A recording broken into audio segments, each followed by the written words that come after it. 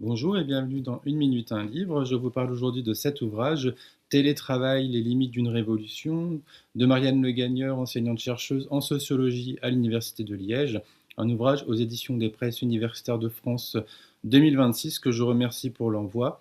Alors un ouvrage important qui observe et analyse la question du télétravail de manière pédagogique claire et documentée.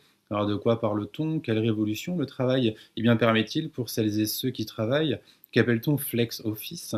Comment est-il inscrit dans la loi, le code du travail, et quelles situations sont encadrées par la loi et quelles conditions sont requises? Alors, encadré par le code du travail depuis 2012, en France, le télétravail désigne toute forme d'organisation du travail dans laquelle un travail qui aurait également pu être exécuté dans les locaux de l'employeur est effectué par un salarié ou une salariée hors de ces locaux de façon volontaire en utilisant les technologies de l'information et de la communication.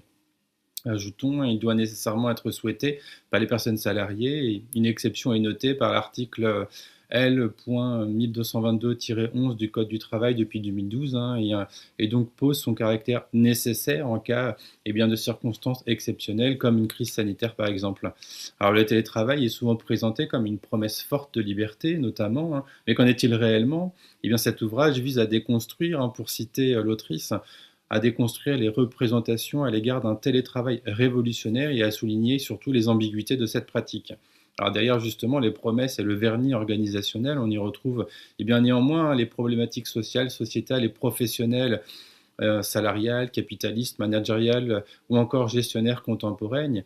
Alors que gagne l'entreprise dans la mise en place du télétravail? Est-ce uniquement une démarche altruiste, sociologique et notamment teintée de sociologie du genre? Le champ protéiforme des inégalités traverse l'ouvrage. On va donc parler ici d'inégalités de genre, inégalités croisées, inégalités socio-professionnelles, inégalités d'accès, de matériel, d'équipement, ou encore les questions d'illusion de liberté et de choix. Alors, dans quelle mesure le télétravail offre-t-il alors les conditions de travail améliorées et une plus grande liberté? Cette pratique provoque-t-elle une adhésion nouvelle au salariat ou au contraire fait-elle écran servant au capitalisme à perdurer alors qu'au fond rien ne change, précise l'autrice? Alors, les nombreux paradoxes traversent l'ouvrage. Par exemple, la question des femmes et des mères peuvent avoir recours notamment au dispositif, mais notamment dans le cadre d'un environnement patriarcal, androcentré, qui reconduit les logiques de domination, de travail reproductif, dont le travail domestique. Et l'enjeu deviendrait alors d'être, je cite, une bonne salariée et une bonne mère. Et les enjeux sont symptomatiques d'investissements genrés différenciés pour le télétravail. Les femmes le mobiliseraient davantage et s'exclueraient aussi de moments de socialité dits masculins. En outre, certaines femmes peuvent avoir aussi leur demande de télétravail implicitement déclinée du fait de l'injonction à une disponibilité en présentiel, à l'image de métiers féminisés comme le poste d'assistante.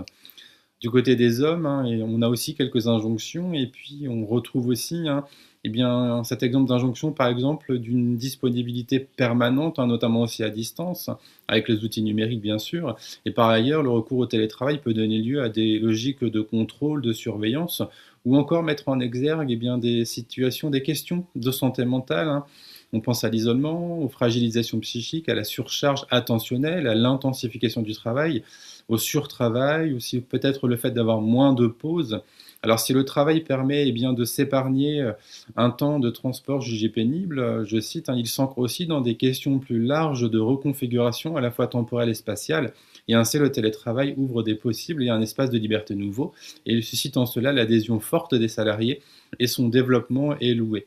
L'autrice insiste justement aussi sur son caractère donc ambivalent et sur le fait que les salariés peuvent y trouver malgré tout des ressources concrètes, même faibles. Par exemple, le fait de grappiller du temps, se protéger de certaines situations professionnelles, s'extraire temporairement du collectif ou retrouver un peu de marge dans un salariat dit coûteux. Alors au final, on retrouve ici, derrière les promesses, encore une fois, du télétravail, des rapports sociaux de genre, de classe, d'âge et de race qui continuent de structurer l'accès au poste, les conditions de travail et les marges de manœuvre des personnes salariées. Le télétravail apparaît alors moins comme une révolution du travail que comme une adaptation contemporaine du salariat. Il ne supprime pas les rapports de domination, mais il les reconfigure en quelque sorte et les déplace. Voilà, je vous souhaite une bonne lecture, une bonne découverte et à bientôt.